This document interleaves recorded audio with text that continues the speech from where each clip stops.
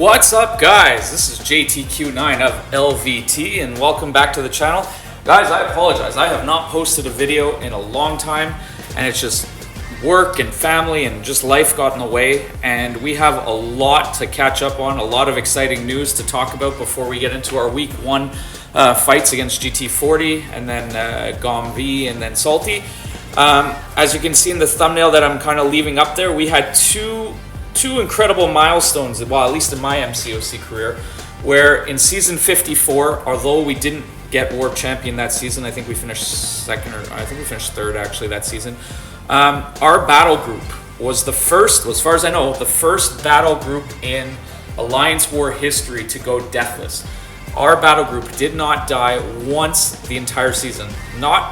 I'm not talking about just myself personally having a clean sheet. I'm talking about everyone in the battle group. So that is milestone or accomplishment or, I don't know, Hall of Fame status you want to say. Number one, which we're extremely, extremely proud of, and it was commemorated by this amazing kind of thumbnail that is on display here on the right with the names of my clanmates that did that. So congratulations to us for that. And then following up, which is also a kind of the white whale or the accomplishment that was left to have in the game that I'd kind of been eluding us for a long time, was the War Champ title. Season 55, happy to say, finally able to say that we were Alliance champions, Alliance War champions, number one in the world. And again, another kind of thumbnail commemorates the group that finally accomplished this feat for LVT. We've been close for, well, almost for the entire year. We've been podium more often than not, but it was finally incredible and amazing to get over that hump. So congratulations to everyone LVT for both our deathless battle group that remained the same for the War Champ thing. We came down to essentially us attack bonus. So we got very, very lucky in the end that we were able to pull through. Noon came very close. We ended up tying with them, but because of attack bonus, we ended up winning by one. So there's our banner. We have LVT, New Nation, and Salty finishing up in third. So very, very happy for that to happen. So here we are. We are going to be moving into week number one, season 56. I'm hoping to get back into the videos. I don't think I can do a video for every single war, so I'll probably likely do a recap for this moving forward. I didn't bother putting in any season kind of 54, 55 action because it was essentially I was doing path 3 and path 3 in both sections moving forward, so it was just the same fight, whether it was Nimrod, Vivian, or I don't know, Venom and stuff like that. So anyways, we're moving on to a new war, new set of nodes. All to say is that Kabam has accomplished their feat where people are going to be dying in Alliance Wars. So we are seeing a brand new, fresh set of nodes, which makes it a lot more difficult. And I get to use champs that I'm never really used before. So for me, Teenage Warhead, I ranked her up for this war. I'd never used her before, and you will probably be seeing a lot of her as she is tactic, and there are a lot of advantages to her we can get into in some of the other fights. But that first one went down. The idea with that first fight against Zemo was to not throw any specials. That was on lane, I believe this is lane 7 that we did in the first one, where that if the attacker throws any specials, a heal block and I forget something else will come up and go on the defender, and then that gives them a chance to shrug where they will go unblockable. So I changed my strategy kind of going through it, where initially I was going to throw the SP3 or throw specials, and I decided in the end that it wasn't wise to do that. So Zemo went down, fortunately, not really an issue. And then we come to this man thing. This man thing had me worried, and not because I thought I was going to die or have any troubles with it, but as I'm going through this, like I'm already a minute and a half into this fight, and at one point I honestly thought I was going to time out because I kept beating specials, I kept hitting him hard, and it just didn't seem like he was going down as fast as I had hoped. So especially when, you know, the previous seasons where time was absolutely a factor, I think now we're starting to elect to go more with safer fights as opposed to time oriented, and if we get close to time, then we'll make adjustments kind of as we go. But this one here was a standard Titania fight that I was trying to take. Build the haymaker, throw the SP3, heavy spam in the corner, not get hit by specials and stuff like that. But again, a longer fight than I would have liked this to have been. At least, Mystic Dispersion wasn't triggering, so at least his specials weren't coming as fast as they could have been. And again, I end up finishing this fight with 100% health. So all is good, but I was a little concerned at one point for the timeout because he wasn't going down as quickly as I wanted. So for my first war, that was it, I believe. No. Yeah, sorry, it was my first war. I knew my first war I had started with only 2 fights, which was fine. Pre-fight duty is fine, but we ended up taking GT down with a score of 12-8. So as you can see, a lot more people are dying. It makes it for a much harder, much harder fights. I mean, there's a couple fights people want back, and a couple big streaks were ruined for some people, but we managed to get the win, which was important. So with this one here with the Wong, Void, pretty straightforward fight. I mean, there's not a whole lot to talk about here. I want to get obviously the Petrifies up, so at least he can reverse the healing that comes up. And the idea is, obviously not to trigger Mystic Dispersions too much where it gets out of hand. And if he has any of the blue kind of symbols up, be careful when you're dexing not to trigger any unstoppables or anything like that. And then also, once he gets to 91 charges, you always have to heavy counter his SP1. Otherwise, you can get into yourselves a whole lot of trouble. So with that being said, this fight went down pretty fast. There I waited for Fear of Void to go up to before throwing my SP1 to get some additional debuffs on, and again, he's melting down. So he's got 100 charges now. I do the heavy to counter to unleash the energy, and nothing overly complicated with this fight. Well planned out, well assigned, I should say. So no complaints there. We move on to fight number 2, which will be not Gore. We're going to move on to something else. So now we are moving on to path number 8. I've got this Domino on, I think it's a protection node if I'm not mistaken. No, maybe not. Forget which one it is. Anyways, the idea here is a very simple fight. It's just essentially build to the SP2, throw the SP2, power back boost, and just kind of watch her die. So I'll bait the special here just to make sure nothing ends up happening, but as you can see, within 20 seconds, this fight is essentially done. I probably could have ended it there with an SP1, but she went down relatively easy, and we move on to the next one. So the next one, initially, I think someone from our lines maybe died to this fight at one point, but the idea with this one is you have to knock him down to remove protection, and you don't want to throw a heavy, and the idea is basically just spam my SP1 to get the incinerates, to knock him down, but also to refresh them constantly. So I could have built to the SP2, but I elected to just, as the damage was happening, as you can see, the damage has been pretty good, relatively speaking.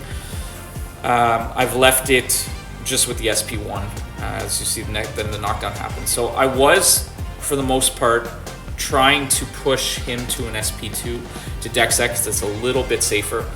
Although I have taken, Black Panther Civil War a lot in the past, so I'm very, very aware of what his spacing is. So with the SP1S to not get hit, because obviously with the reflective matrix up, that could do some significant damage if you just take one shot of that. So I wasn't particularly worried about that, but you do your duels, you do your due diligence, and everything happens. So that, I believe, is my war number 2 done. So also one of the reasons why we put everything in.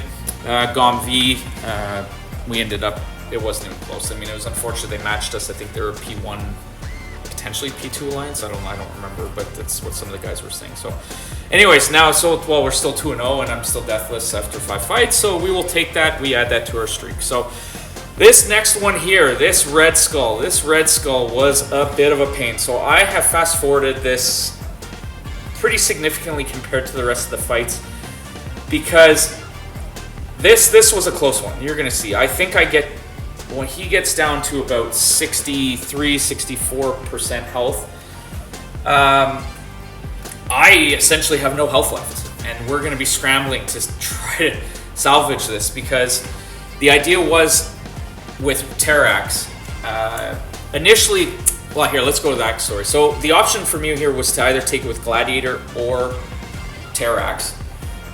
In the previous season, I had taken him with Gladiator before, which works very well because with Vigilant up, it keeps the armors off, which means he won't glance, so it'll be a much faster fight. But there is a risk on this because of the thorns, that if I get one bleed on me for just making contact with them with Gladiator, will die right away. Like there's no watching it. So with this fight here, as you can see, I am not playing very well right now. I'm trying to heavy counter his SP1. I'm trying to parry him, but it's also not working. And then I for some idiotic reason, I keep hitting into his block, which I know I can't do because obviously it you know, he glances and it gives me some damage back, some reflective damage. So I know not to do that. So now I'm down to 23 health. I've got 2.5 minutes left and he still has more than half his health. So I'm freaking out at this point thinking, oh my god, what am I gonna do? Like, I can't take too much more chip damage because he's just eating away at my block constantly. His armors are up high, so I'm not doing a lot of damage. I'm glancing every chance. So the idea is try not to take any additional chip damage if I can. I'll push him to, luckily I landed a parry there, but I would push him to his SP1, heavy attack that to build my power, and then eventually throw a special. And by throwing the special, try to get close to him there, because then that way some of the armors will fall off. But I was not having a good time with this, so I need something to just go right, because I'm down to 50%.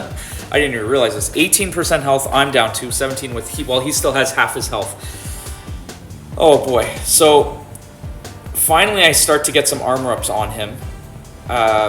Armor breaks on him, sorry, which gets it down, and then I'm able to spam kind of back to best SP3s, SP2s that actually do a decent amount of damage. I mean, I'd been doing very, very little damage, and then finally I get all the armor breaks up, and he goes down really, really quick. So I was extremely worried, as you saw. I was down to 23% health when he was at 68 or 69. And knowing that for the future, I know now next time I will be taking it with Gladiator.